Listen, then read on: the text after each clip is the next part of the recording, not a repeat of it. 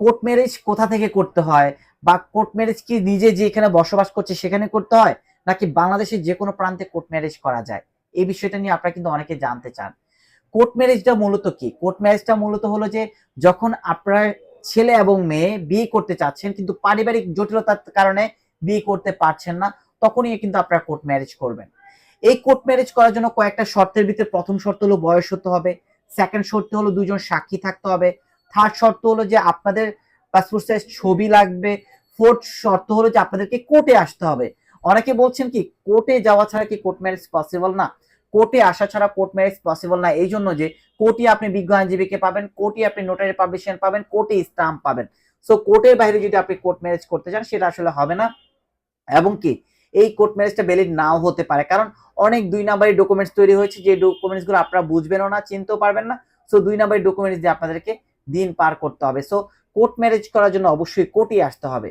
Second question আপনাদের থাকতে পারে, কোর্ট ম্যারেজ কি বাংলাদেশের যে কোনো জায়গা থেকে করতে হয়, নাকি আমরা যেখানে বসবাস করছি, মেয়ে যেখানে বসবাস করছে অথবা ছেলে যেখানে বসবাস করছে সেখানে করতে হয়?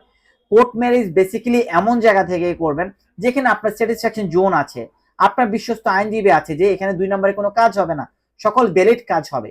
সেই ক্ষেত্রে বাংলাদেশের যে কোনো প্রান্তে আপনি গিয়ে কোর্ট ম্যারেজ করতে পারবেন। কোর্ট ম্যারেজের ক্ষেত্রে আপনি যেখানে বসবাস করছেন সেই ঠিকানায় আপনাকে কোর্ট ম্যারেজ করতে হবে, এমন কোনো কন্ডিশন নেই, এবং এই কন্ডিশনটা মানতেও বাধ্য না আপনারা। থার্ডলি একটা প্রশ্ন আপনাদের মনে থাকতে পারে, কোর্ট ম্যারেজ যখন করব তখন সাথে সাথে কি কাবিনটা পাওয়া যায়, নাকি কাবিনটা পরবর্তীতে করতে হয়?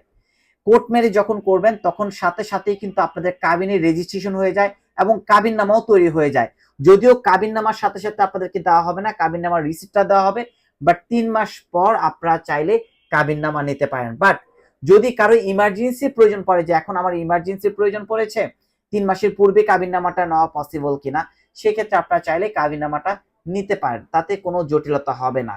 সো কোর্ট ম্যারেজ করার ক্ষেত্রে অবশ্যই মাথায় রাখবেন বাংলাদেশের যে কোনো প্রান্ত থেকে করতে পারবেন, এবং এই কন্ডিশনগুলো যখন মানবেন আপনাদের বিশ্বস্ত আইনজীবীর মাধ্যমে এই জিনিসগুলো ফুলফিল করলে ভবিষ্যতে এই কোর্ট ম্যারেজ নিয়ে কোনো প্রশ্নবিদ্ধ হবে না, এবং এই কোর্ট ম্যারেজ নিয়ে আপনাদের কোনো জটিলতা তৈরি হবে না।